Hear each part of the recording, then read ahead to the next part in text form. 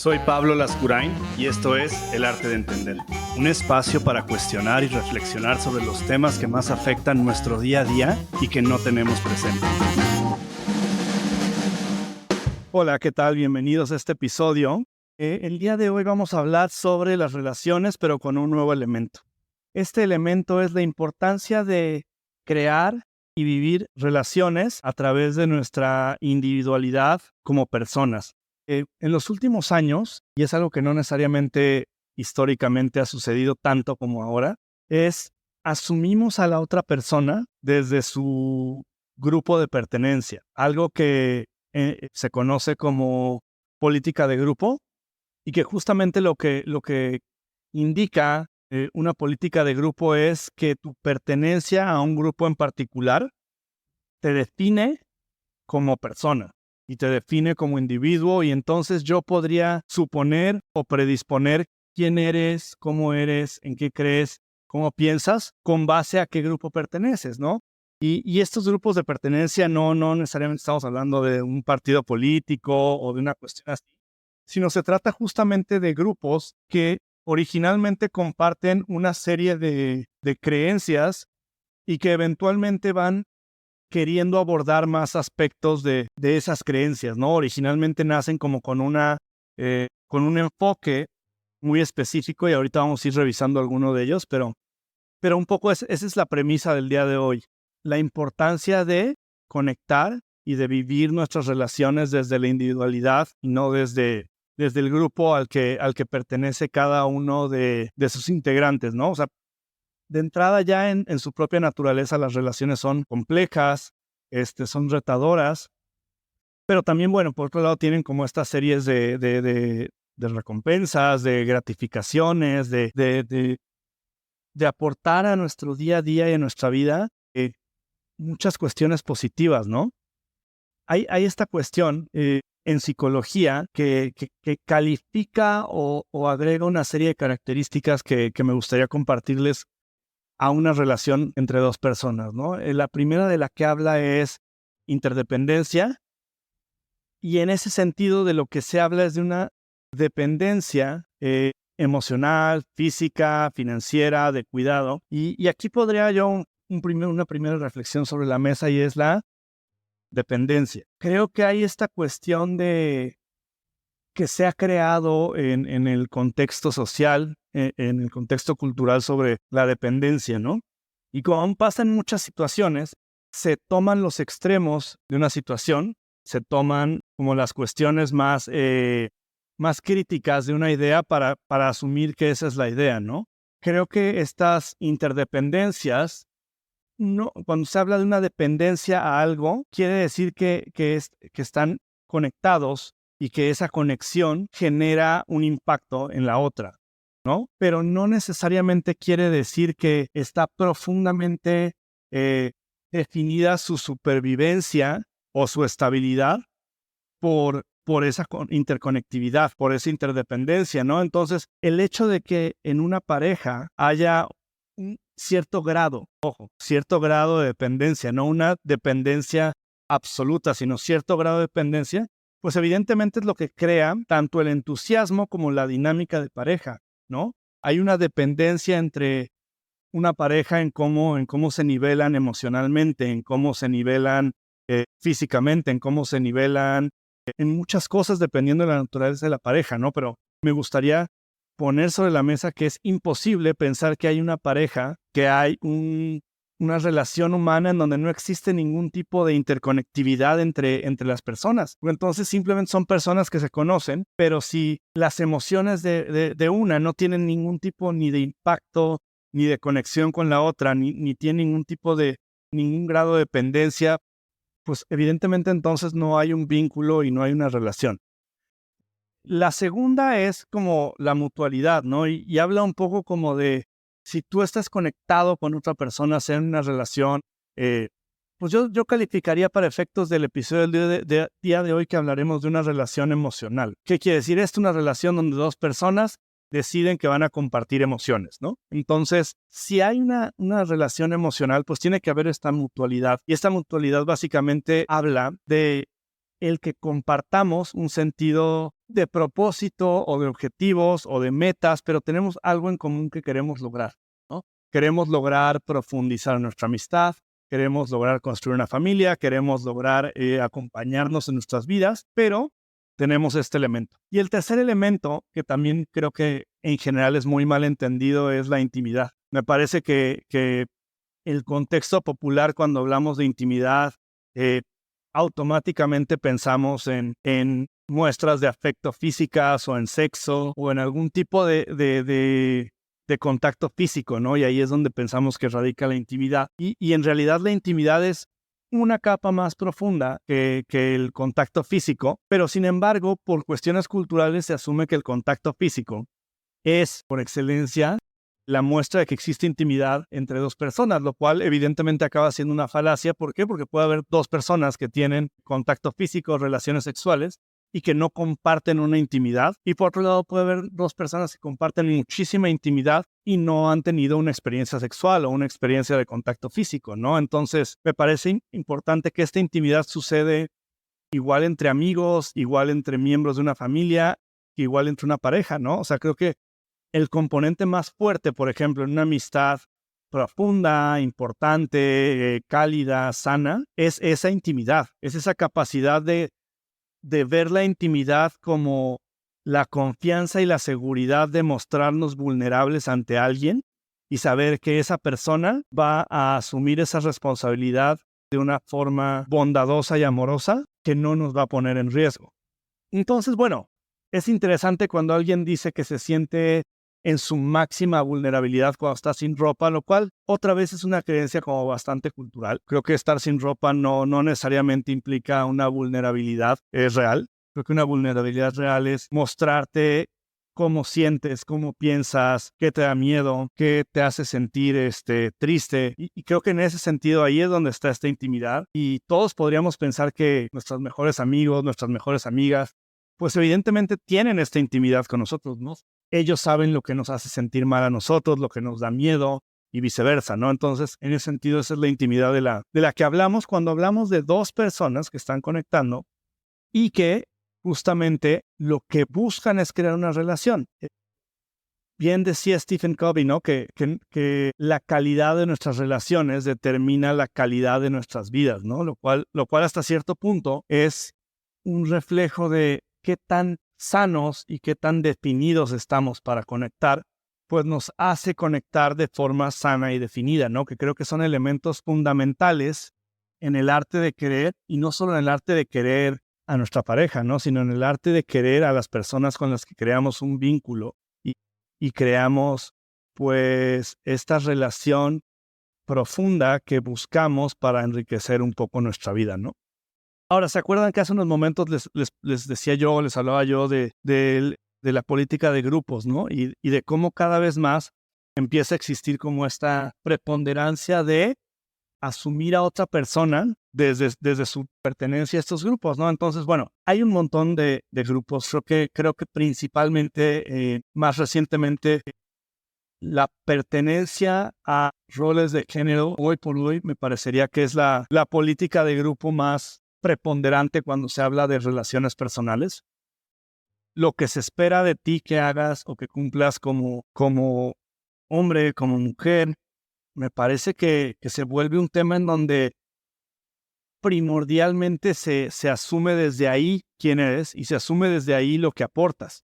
Se brinca o se ignora un poco tus características individuales y personales y tratamos justamente de pensar que si tú eres un hombre deberías de hacer esto y esto y esto, y si eres una mujer deberías de hacer estas cosas, ¿no? Y la realidad es que lo que provoca esto justamente es la falta de, o sea, más bien, sí, o sea, lo que provoca el fortalecer los roles de género muchas veces, y se puede ver mucho en países donde los roles de género son muy pronunciados, pues se promueve mucho más la práctica en el día a día de relaciones menos profundas, de relaciones donde se busca menos intimar con la persona y se busca más intimar con su género, ¿no? Con lo que se espera que tú hagas, con lo que se espera que tú cumplas. Y lo mismo pasa cuando hablamos de otros tipos como de identidades de género, no solo roles de género, ¿no? Y entonces resulta que si tú eres un hombre cis, seguramente piensas así. Si tú eres una lesbiana, seguramente tienes estas creencias, ¿no? Y nos brincamos toda esta parte en donde tú puedes ser que seas gay, que seas lesbiana, que seas un hombre trans, que seas una mujer trans. Puede ser que todo, pero puede ser que eso sea solamente una parte muy pequeña de tu identidad, ¿no? ¿Por qué? Porque nuestra identidad es muchas otras cosas. Es cómo percibimos el amor, cómo lo damos, cómo percibimos los vínculos familiares, cómo los vivimos, cómo nos gusta relacionarnos, las heridas que tenemos, los traumas que tenemos, y reducir a una persona a ser una mujer cis o a ser un hombre trans, y eso me hace a mí pretender que entiendo quién eres, qué piensas y qué quieres, es igual que pensar que, es que tú eres un hombre, híjole, y eres mexicano. No, pues seguramente serás machista o seguramente, no sé, no tendrás apertura para pensar en esto o hacer esto. Y la realidad es que no es así, pero sin embargo, las relaciones se empiezan a volver así, ¿no? Las relaciones se empiezan a volver como, bueno, pero tú eres hombre, entonces como eres hombre, seguramente has de ser machista. Y como seguramente eres machista, entonces si estás en desacuerdo conmigo, que soy una mujer, es porque estás siendo machista y porque vives el patriarcado y entonces de ahí se derivan todas estas otras cosas, ¿no? Entonces, si eres hombre y me estás explicando cómo funciona tu startup, cómo funciona tu empresa, pues me estás haciendo mansplaining, ¿no? Y entonces empieza a ver todas estas reducciones de términos profundamente simplistas, profundamente carentes de fundamento, en donde hay un fundamento filosófico o argumentativo, donde realmente exista una composición de cómo se configura, y acaban siendo como estos términos que la mitad salieron de redes sociales, la mitad salieron de un influencer, la mitad salieron de tema o un escándalo en Twitter, y acaba siendo como todo este tema en donde todos nos sentimos como con mucha capacidad de leer y de juzgar a los demás, ¿no? Me parece que en ese sentido todos podríamos mucho más dejar de forzar estas identidades y estas pertenencias y tratar de entender más a la persona.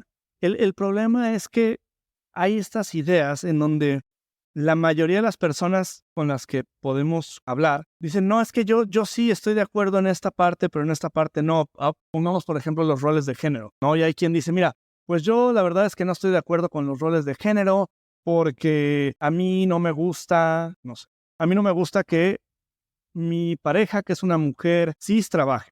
Entonces, bueno, en eso sí estoy de acuerdo, o sea, porque que, pues, ella tiene que cuidar la casa y todo, pero en lo que yo no estoy de acuerdo es en que yo tenga que ser quien mantiene la casa. O sea, el tema es que una vez que entramos y vivimos los roles de género son una construcción de cientos de años. Entonces, algo que tienen desde la parte de la optimización los roles de género es que buscan este balance, y por más que queramos adoptar una parte y otra parte no, se adoptan todos en tiempo-espacio. ¿Por qué? Porque están diseñados para ser complementarios.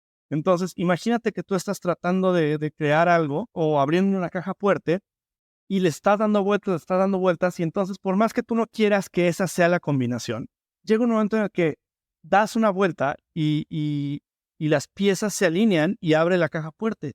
Creo que con los roles de género pasa un poco lo mismo.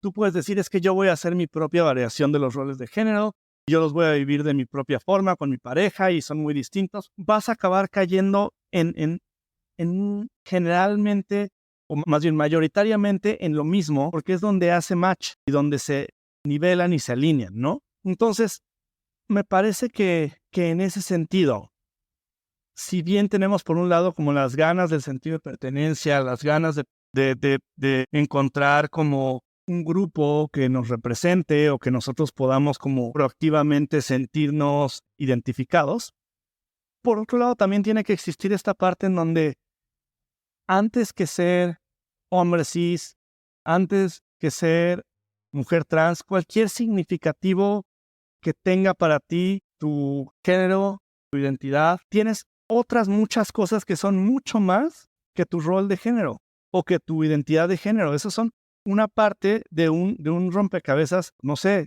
5, 10, 20 veces más grandes, ¿no? A mí me interesa mucho más entender cómo piensas, entender en qué crees. Evidentemente, tu identidad de género, o si crees en los roles de género, me parece que es una pieza importante, pero no me haría determinar nada sobre ti. O sea, el hecho de que tú estés en desacuerdo conmigo me hace pensar o me gustaría pensar que es porque tú piensas distinto y no es porque tú estás en desacuerdo con que yo soy hombre cis. Entonces no estamos construyendo nada y no estamos avanzando hacia un lugar en donde cada quien mantenga su individualidad, sino por el contrario, el forzar estas pertenencias a políticas de grupo lo que hace es generalizar y remover la individualidad de la persona para convertirte en alguien más de la comunidad trans o convertirte en alguien más de, no sé, de cualquier grupo de pertenencia que puedas pensar.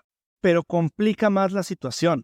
No lo hace más fácil, porque creo que donde se encuentran y donde aprendemos lo que no sabemos y donde vemos lo que no vemos es a través de la individualidad y a través de entender a una persona como una serie de factores y de injerencias, y no solo a través de una característica, ¿no? Sería bastante, o sea, sería muy, muy poco certero tratar de hacer un análisis, un estudio científico en donde únicamente consideras una variable y con eso trataras de adivinar todo lo demás y todo el contexto y toda la situación de un sujeto a través de una sola variable, ¿no? Y decir, bueno, si cumple con esta variable, entonces todo lo demás ya lo sé llenar y ya lo tengo determinado. Sería, pues no solo complejo, sino aparte bastante injusto sobre todo para un contexto de personas, de seres humanos, donde más allá de que podamos debatir si género es un constructo social, no, y si el género es algo autodeterminable en el día a día o autodeterminable en el tiempo, o, ¿saben? O sea, hay todas estas discusiones que me parece que merecen ser o deberían ser escuchadas, deberían de ser aprendidas para los que no necesariamente sabemos mucho de ellas, pero por otro lado, deberían de profundizarse desde la óptica del ser humano y no desde la óptica de un grupo o de una política de grupo específico, ¿no? ¿Por qué? Porque en la sociedad lo que necesitamos es todos aprender de todo. De nada sirve entrar en dinámicas en donde tú no entiendes por qué eres de este grupo. Tú no me escuchas porque perteneces a este otro grupo. Mi argumento sería, tú deberías de escucharme porque eres una persona y porque eres un ser humano y porque un ser humano debería de tener una disposición a ver lo que no ve, a entender lo que no entiende y a tratar de estar en una permanente actitud curiosa y más cuando se trata del bienestar de otros seres humanos. Y lo mismo pasa con las relaciones, ¿no? O sea, lo mismo pasa con las relaciones en donde cuando asumimos que entendemos, que adivinamos, que predecimos cómo es alguien por su política de grupo, lo que hacemos es radicalizar todavía más lo que asumimos, pretendemos estar queriendo disminuir, que es justamente, pues, la discriminación en todos sus aspectos, ¿no? Entonces yo digo, bueno, tú no me oyes porque eres tal grupo, entonces no te hablo. Pues ahí intrínsecamente ya está la discriminación, que es lo que acaba pasando también con muchos movimientos políticos y sociales, ¿no? Que esto que critican, que es como, no me escuchas, no dices, no quieres entender, pues es lo mismo que ellos hacen hacia otras personas, ¿no? Que es como, ya no te quiero escuchar porque me estás haciendo gaslighting, y es como, no, pues escucha. O, no, es que tú, claro, tienes privilegio, entonces por eso ya no te voy a explicar, y es como esta cuestión en la que en lugar de apelar a la humanidad del individuo, lo que estamos haciendo es destruir los espacios de diálogo y crear aún mayor radicalización y mayores diferencias, ¿no? Y lo mismo pasa en las relaciones humanas, relaciones emocionales, en donde desde la óptica generada un poco por el tema de las redes sociales y todo esto, en donde todos somos o deberíamos de ser reemplazables, todos somos o deberíamos de estar dispuestos a hacer match y complacerte en todos los aspectos. ¿Por qué? Porque si no hay muchas otras personas más, ¿no? Y hay entonces esta como remoción de emociones alrededor de las conexiones humanas, en donde ya no me caíste bien, te bloqueo. O, ay, es que eres muy intenso porque como que me buscas mucho y yo necesito mi espacio, y es como otra vez, o sea, como que esta recurrente situación en donde el mundo debería girar un poco para complacerte y el mundo debería girar un poco para entenderte. Y a mí me parece muy curioso. Hace algunos meses estuve en un retiro que hablaba justamente del perdón, ¿no? Y eran uno de estos retiros que suceden ahora en todo el mundo y que yo me acerqué un poco para tratar de entender mejor ese mundo en donde básicamente te prometen resolver una situación compleja en poco tiempo. Es algo que llevo muchísimos años estudiando. Me interesa encontrar en dónde estoy mal yo. Yo creo que eso no sucede. Yo creo que la complejidad es prácticamente imposible resolverla en un día o dos, pero tal vez el que está en el error soy yo. Entonces fui a este retiro, un retiro del perdón. Deberíamos de haber estado ahí que tal vez 20 personas, 25 personas. Y algo que me llamó mucho la atención es cómo las personas, cada una iba diciendo que quería trabajar, ¿no? En el retiro. Y todas las personas hablaban, o sea, de un grupo de 20 personas. 19 que hablaron que querían trabajar era ellos perdonar a alguien más, ¿no? Entonces hablaban de esta idea de yo quiero lograr perdonar a tal persona, ¿no? Y para mí es interesante porque creo que es un poco la dinámica en las relaciones humanas, que es nuestro tema del día de hoy, y es justamente ese, ¿no? O sea, yo me pongo en el centro, lo cual no necesariamente es como magnánimo, pero me pongo en el centro desde una óptica en la que todo lo que gira a mi alrededor tiene que hacer sentido conmigo forzosamente o se va. Están un poco aquí para adaptarse. Y entonces, claro, yo voy a un retiro del perdón y como yo estoy en esta figura céntrica, pues yo no pienso, oye, pero a ver, yo en mi caso particular, yo fui al retiro y dije, pues si tengo algo que trabajar, pues más bien es pues lograr que otras personas me perdonen, ¿no? O sea, yo voy a trabajar lo que está en mi cancha y en mi responsabilidad, ¿no? Mi responsabilidad es si yo le hice un daño, una afectación a alguien, pues cómo lograr que me perdonen, pero yo ir para yo ser todavía más iluminado y entonces poder perdonar a los demás. Y creo que es un poco la forma, ¿no? O sea, yo tengo esta creencia que cuando conozco a alguien, creo que conocer a alguien es pues de las cosas más lindas en la vida, ¿no?